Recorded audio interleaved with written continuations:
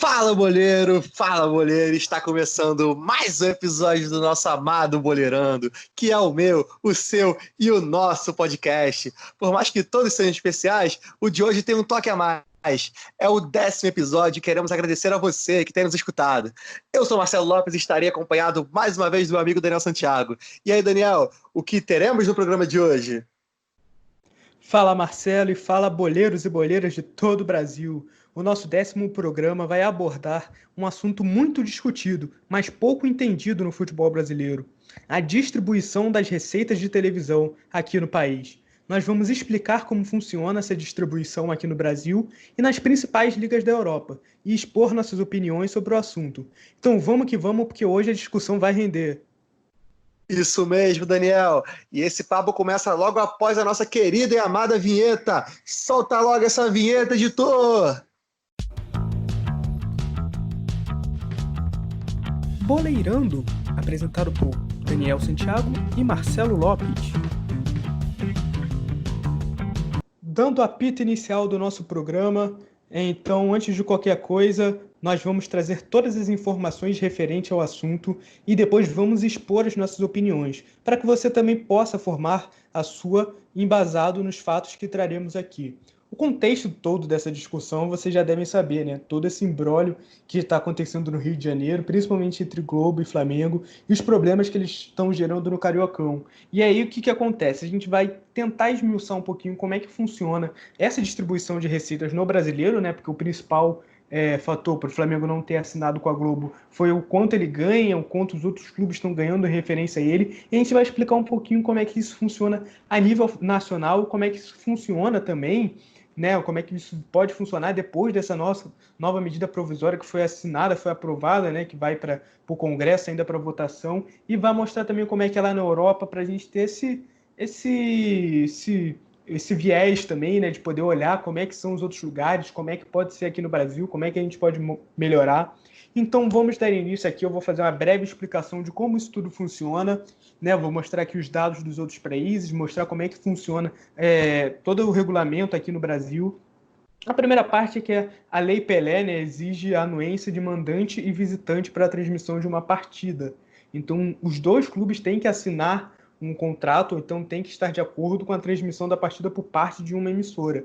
E aí a gente acaba tendo essa transformação, né, da medida provisória, que foi assinada há pouco tempo aqui no Brasil, que dá o direito de transmissão pro mandante. E aí isso muda muitas coisas, né, em relação a como se transmite futebol, porque antes, o Brasileirão, isso afeta menos, porque os contratos estão longos, mas, por exemplo, o Carioca, isso já afetou imediatamente. Tanto é que a Globo decidiu rescindir o contrato para os próximos anos do Carioca, né? Então acabou mudando. E a gente vai falar agora um pouquinho como é que funciona nas principais ligas da Europa, né? Nas 5 principais ligas da Europa, né? O inglês, o espanhol, o francês, o italiano, o português, e como é que vigoram essas regras, porque são diferentes de país para país. Em alguns casos, esse direito de transmissão pertence aos clubes, né? Em outros casos, pertence às ligas. Na França, por exemplo, pertence à federação e ela repassa esse direito aos clubes. E aqui no Brasil, esse direito de transmissão do Campeonato Brasileiro é feito de forma individual. Cada clube vende o seu direito de transmissão para a emissora que lhe convém. Então, por exemplo, como a gente aconteceu o ano passado, né, do Brasileirão tá separado entre o Globo e a Turner, que é a dona do esporte interativo, alguns clubes fecharam com o esporte interativo e outros clubes fecharam com a Globo. Com o Sport TV, no caso, porque é emissora de TV fechada, como é o esporte interativo. Então tem isso, né? Não fica centralizado em uma emissora. Ele se divide nas emissoras que comprarem e acertarem com o clube individualmente. E a gente vai dar uma passada rápida aqui em como são né, os modelos de negócios nos outros países. A gente começa aqui pela Inglaterra, em que os direitos são negociados pela Liga, ou seja, pela Premier League, de maneira centralizada e coletiva. Ou seja, a Liga ver o que vai acontecer, né? Como é que vai vender. Isso tudo já está englobado ali nos times, porque os clubes são uma liga e eles já decidiram isso. E aí as partidas, né, são organizadas em pacotes e eles são oferecidos em uma espécie de leilões. E é importante porque lá não tem transmissão em televisão aberta, como por exemplo tem aqui no Brasil. Não é gratuito, não é qualquer um que chega, é só só TV por assinatura. E aí o modelo, né, de divisão das cotas lá é assim: 50% é igual, é todo dividido entre os clubes da primeira divisão, né? Então, 50% no montante que a TV paga, 50% é dividido entre todos os clubes, 25% de acordo com a sua posição na tabela e 25% conforme o número de partidas transmitidas. E aí os direitos de transmissão internacional, eles são divididos 100% igualmente entre os clubes. Então, são 20 clubes, eles dividem por 20, todo mundo recebe a mesma coisa. E aí, calhou da Premier League ser uma das ligas em que tem menos disparidade, né, entre o que mais recebe e o que menos recebe, né? A diferença entre o primeiro e o último colocado, né, é de apenas 1,6 vezes. Depois a gente vai mostrar o comparativo, né, com o Brasil, de quanto a gente recebe. Lá, por exemplo, o Manchester City recebeu 168 milhões de libras, e o clube que menos recebeu foi o Huddersfield, que recebeu 104 milhões de libras. Então, a diferença ali de uns 60 milhões de libras, que é uma diferença vista, pode até parecer grande, mas em comparação com os outros que a gente vai mostrar aqui, é até pequena. E aí eu vou mostrar agora da Itália, né? Jeito de transmissão do campeonato italiano também são comercializados pela Liga, né, dos clubes, que é a Lega Calcio. E aí teve um decreto, né, governamental que estabeleceu como seria essa distribuição. E aí ficou assim: 50% igualmente para os clubes da primeira divisão, 30% de acordo com a performance, dos quais 5% segundo resultados históricos, 10% de acordo com os últimos 5 anos e 15% de acordo com o ano anterior. E o resto, né, da fatia, os outros 20%, é mediante a presença de público no estádio e a audiência das partidas na televisão. É um modelo aí menos simples, né, de entender, a conta mais elaborada, e a diferença entre o clube que mais recebe e o que menos recebe é de 3,3 vezes. E aí a Inter de Milão, que é o clube que mais recebe na Itália, ele recebeu 101 milhões de euros, enquanto o clube que menos recebeu foi o Frosinone, que recebe 30 milhões de euros. Então a gente já vê aí uma diferença de 3 vezes mais que o maior time ganhou para o menor.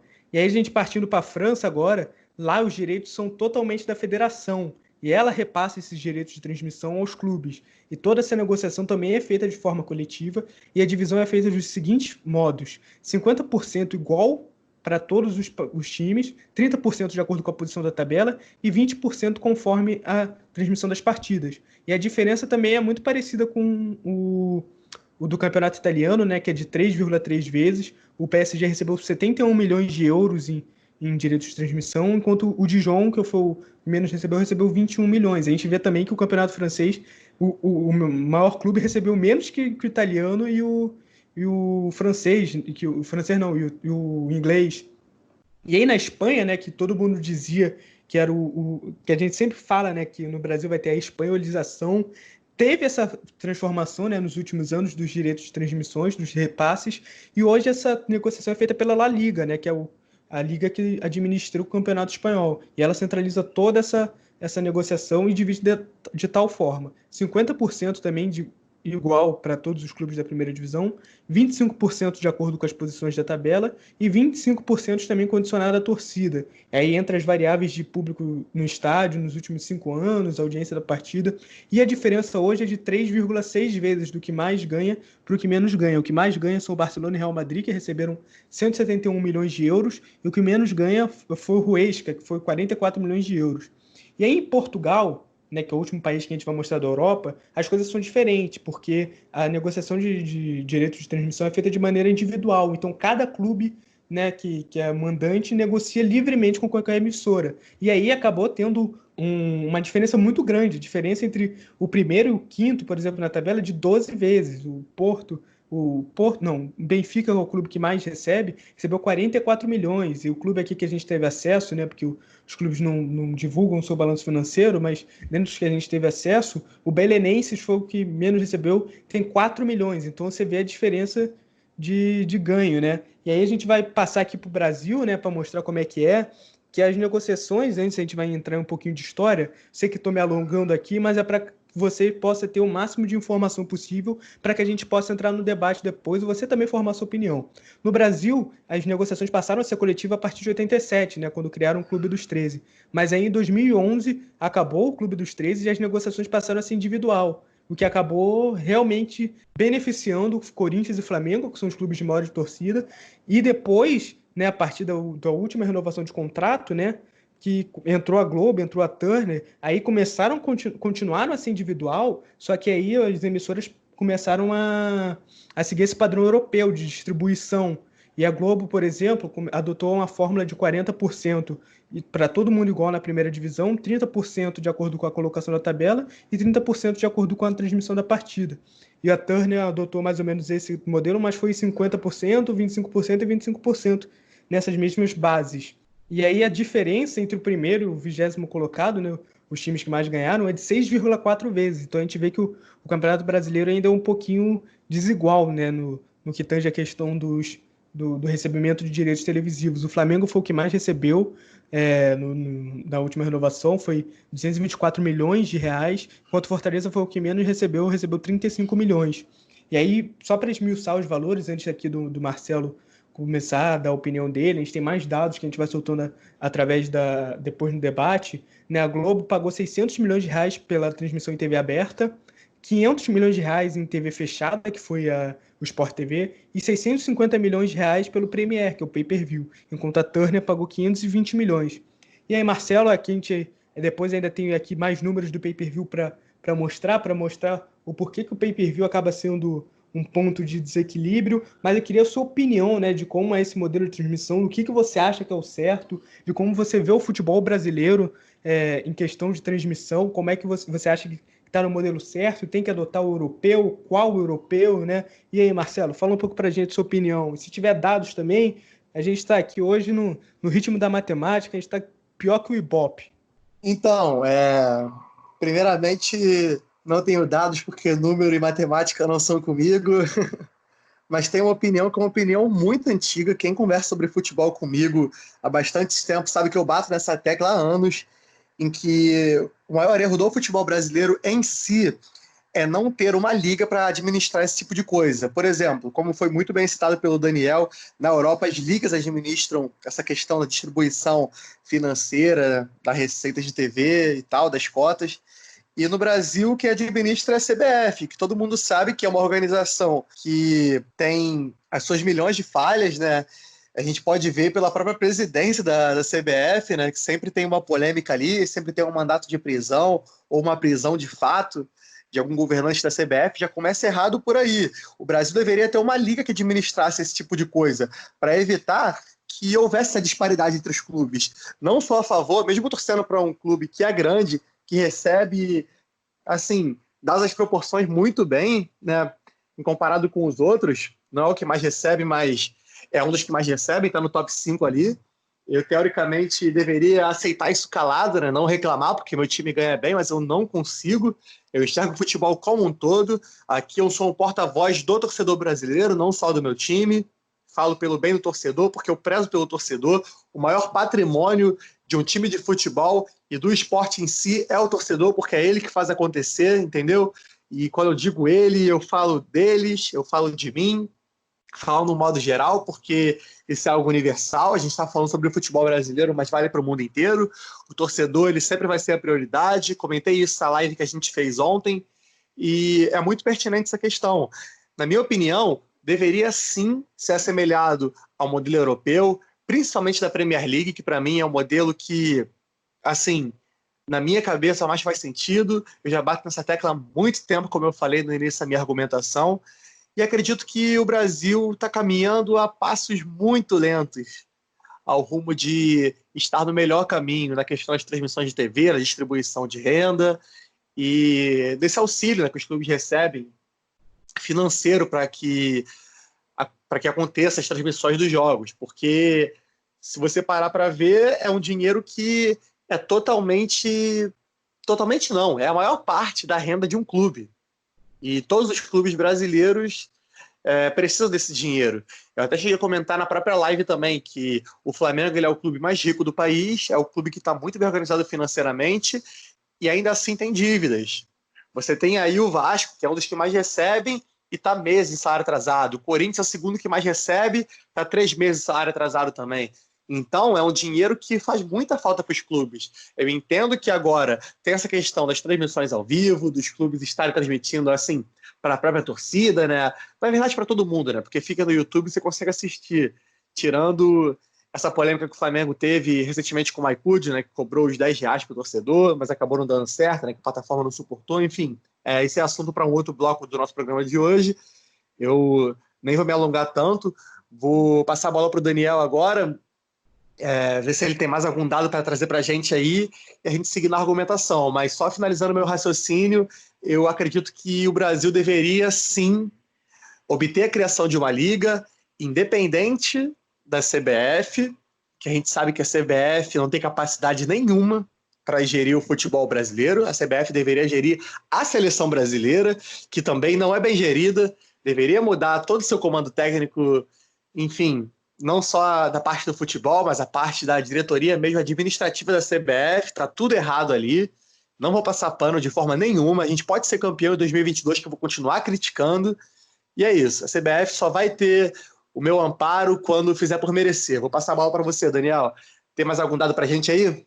Então, Marcelo, só fechando aqui, primeiramente eu queria falar que todos esses dados, né, de quanto cada clube ganhou, eu tirei lá da matéria que o jornalista Rodrigo Capello fez no Globoesporte.com. Então, se você tiver alguma dúvida, se você quiser ver mais detalhadamente, né, porque eu não vou trazer a matéria enorme, né, eu não vou trazer tudo aqui nesse programa, mas se você quiser ver mais detalhadamente, está lá no blog do Rodrigo Capello.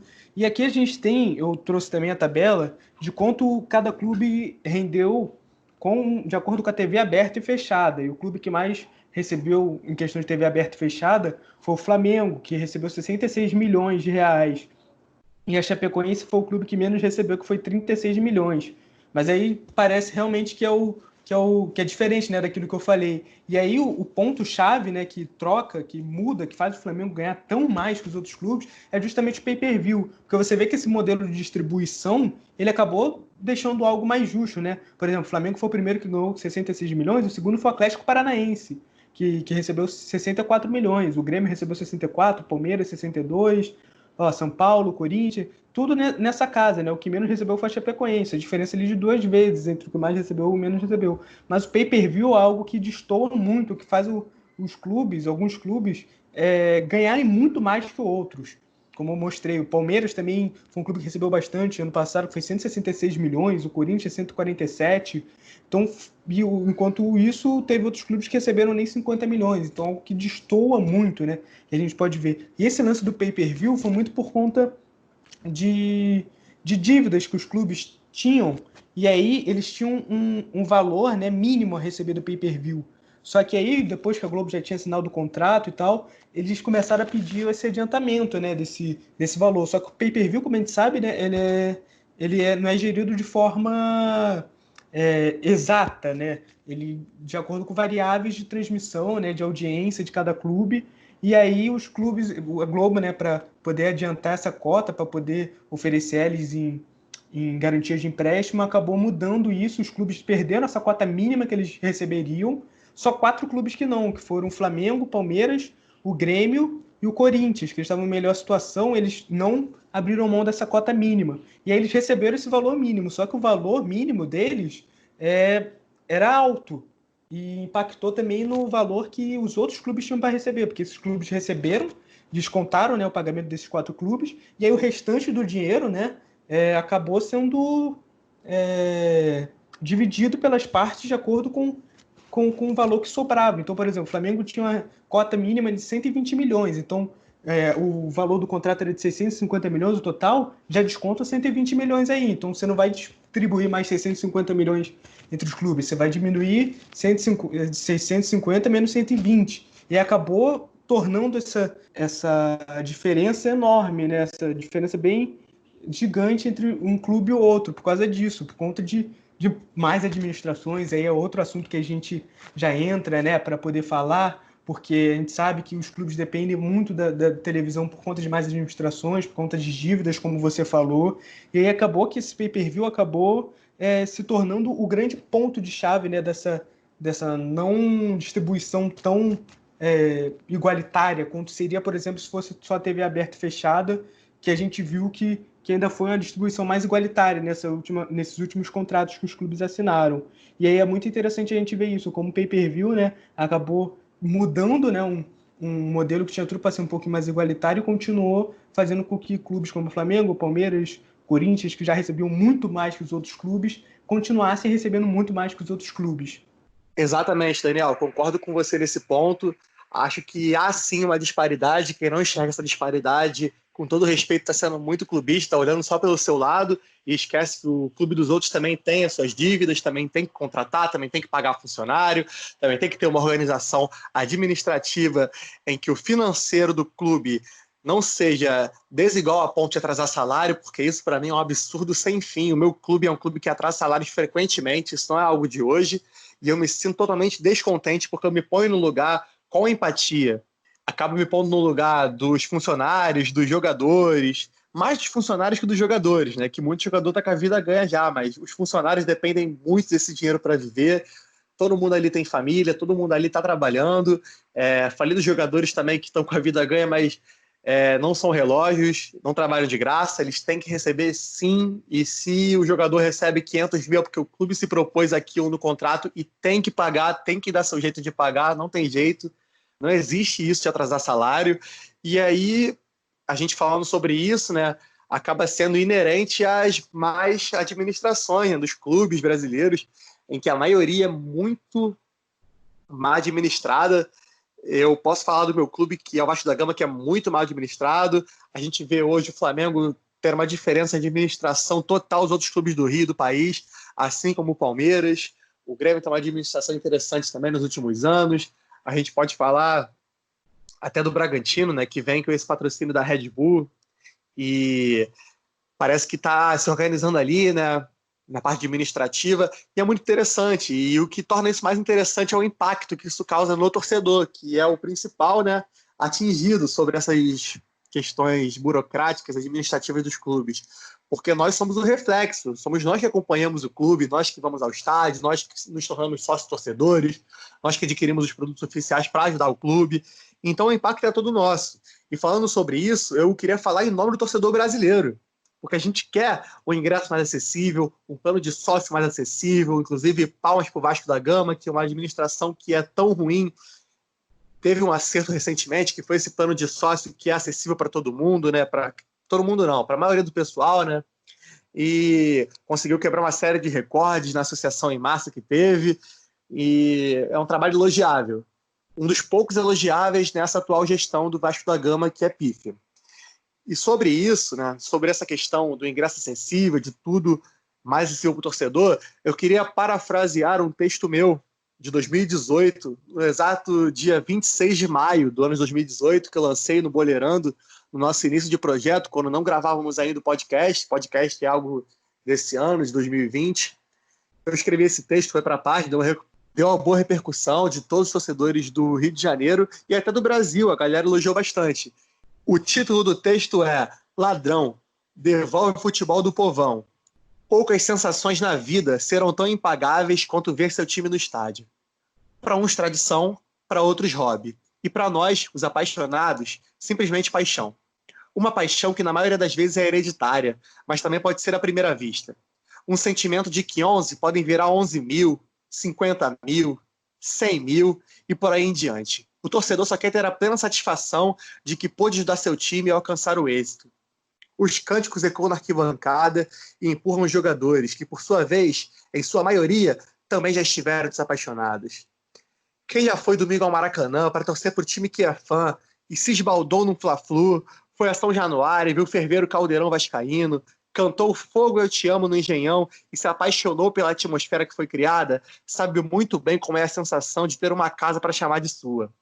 Mas como nem tudo é alegria no país da bola, infelizmente, ocorre algo hoje no futebol que pouco agrada torcedores como nós, do povo, que é a elitização dos estádios. Com a Copa do Mundo no Brasil, era eminente uma reforma no país, como ocorre em qualquer sede. E é evidente que o foco em transformar estádios em arenas ou construí-las seria o principal objetivo.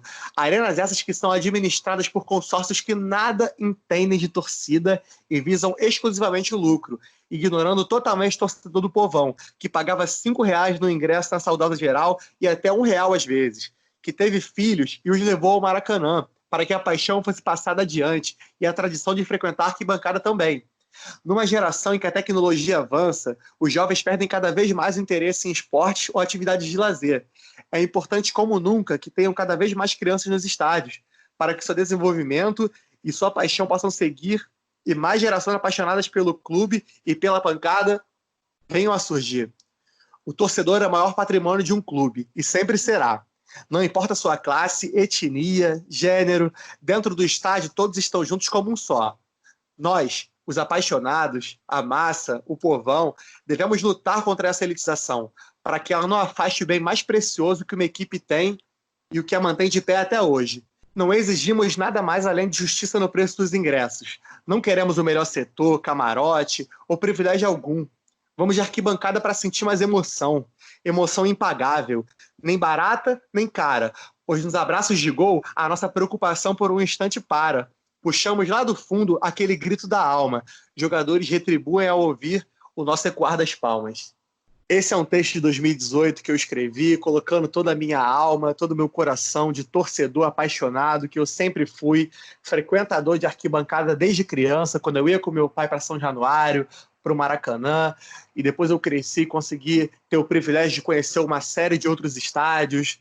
E o meu sentimento é esse, é um sentimento de revolta por pessoas que administram hoje o futebol e pouco entendem de como funciona a paixão de um torcedor, pouco entendem de como funciona a estrutura desse país, que nem todo mundo tem acesso a poder pagar um ingresso caro, a poder ir para o estádio, porque tem a locomoção, tem a sua consumação naquele dia, quando você foi ao estádio.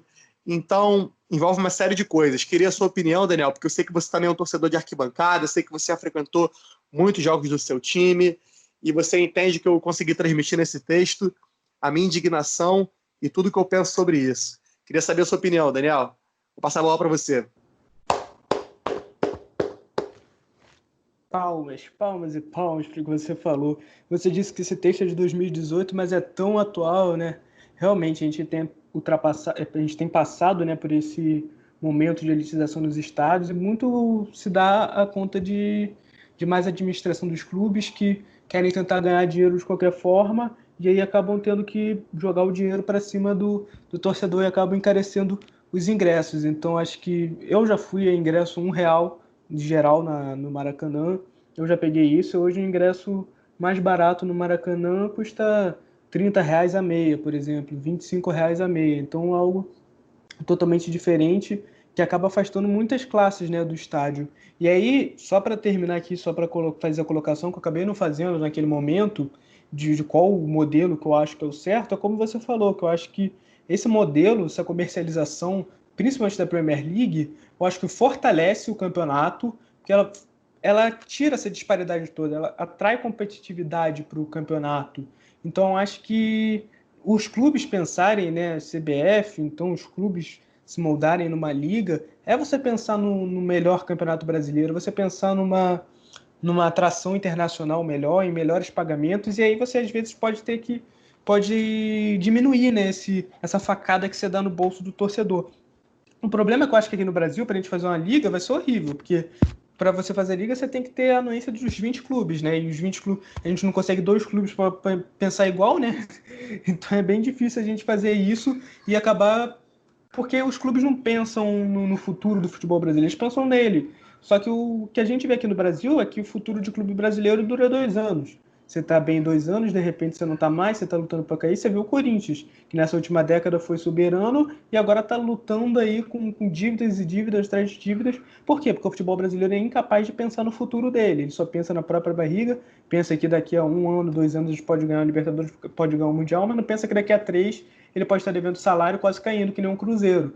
Então eu acho que os clubes se reunirem, formarem uma liga, pensar o futebol brasileiro também como negócio, não necessariamente para cobrar R$ 100 de um espectador, né, de um torcedor, mas você saber distribuir bem o seu campeonato, você conseguir alcançar o máximo de pessoas Porque, cara, a gente é o país do futebol e quantos países transmitem o Brasileirão?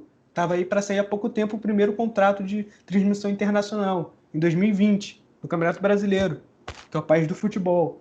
Então a gente tem que se organizar mais. É um assunto que é muito, mas muito complicado, porque há vários braços, há vários porém, porque a gente sabe que a estrutura de sociedade é muito difícil que a gente tem aqui no Brasil e acaba afetando também o futebol. Mas é isso que você falou também, a gente torcer para uma melhor administração, para que nem tudo caia no colo do torcedor no final, né? Porque a gente sabe que no final os jogadores da primeira divisão ganham baita salário, se aposentam, ficam bem, dirigentes vão e passam, e provavelmente a maioria deles é rico, mas a gente aqui, torcedor, né? Porque a maioria das camadas mais pobres aqui no Brasil, a gente fica à deriva, né? A gente fica aqui só esperando quarta e domingo para a gente ver o futebol, para a gente se alegrar um pouquinho, e às vezes não consegue porque o nosso time é totalmente mal administrado, todo o nosso time tem gente lá gastando dinheiro do cartão corporativo em casas de entretenimento adulto, né? Como é que foi no Cruzeiro, e aí o torcedor fica míngua. E aí, se ele tem uma reação um pouquinho mais agressiva, ele já é taxado como bandido, como tudo, como não sei o quê, e aí a gente acaba tendo isso, o torcedor não tem muito pão de correr, e o Brasil é fogo, né, cara? Não é não, Marcelo? Exatamente, Daniel. É até um ponto interessante, né? Nós somos o país do futebol e talvez o país que mais trata mal o torcedor de futebol, né? O apaixonado pelo esporte, como nós somos. A gente está aqui falando sobre futebol, né? A gente iniciou esse projeto para falar sobre essa paixão que a gente tem e externar isso. Daniel é um estudante de jornalismo, eu de educação física, e somos totalmente apaixonados por esse esporte, e sempre fomos. Há muito tempo já a gente cultua essa paixão e externa isso pelo mundo, seja comentando futebol, seja indo ao estádio, seja jogando futebol, mas a gente está sempre pelo nosso bem maior, né, que é esse esporte bretão que a gente tanto ama. E é muito triste para a gente, como apaixonado por futebol, ver o rumo que está tomando o futebol brasileiro, porque é o nosso futebol, né? A gente acompanha o europeu, a gente acompanha quando tem uma Copa do Mundo, quando tem outros grandes eventos relacionados ao futebol que estão mais longe da gente. Mas é aquilo, né? A gente sempre vai querer que o nosso seja mais valorizado, que o nosso seja mais bem visto, que o nosso seja melhor investido, melhor administrado. E é muito triste esse caminho que tomou o futebol brasileiro. É um sentimento mesmo, agora reiterando o que eu disse, de indignação.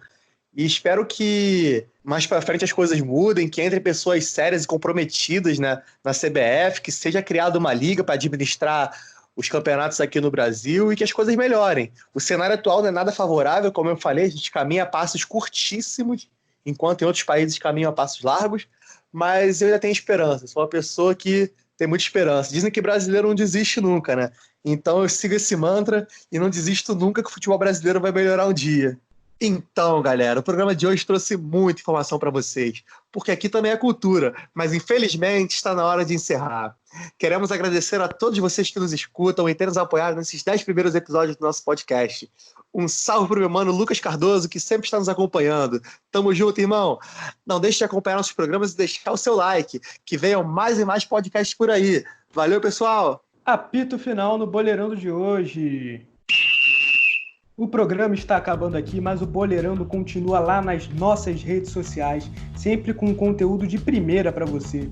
Então segue lá a gente no @boleirando_real no Instagram e Twitter, e Boleirando Futebol Clube no YouTube, Spotify e Facebook. Lembrando que toda terça-noite tem nossas lives lá no Insta e toda quinta-feira tem episódio novo aqui no nosso podcast. Então já marca na agenda. Valeu, galera. Até a próxima.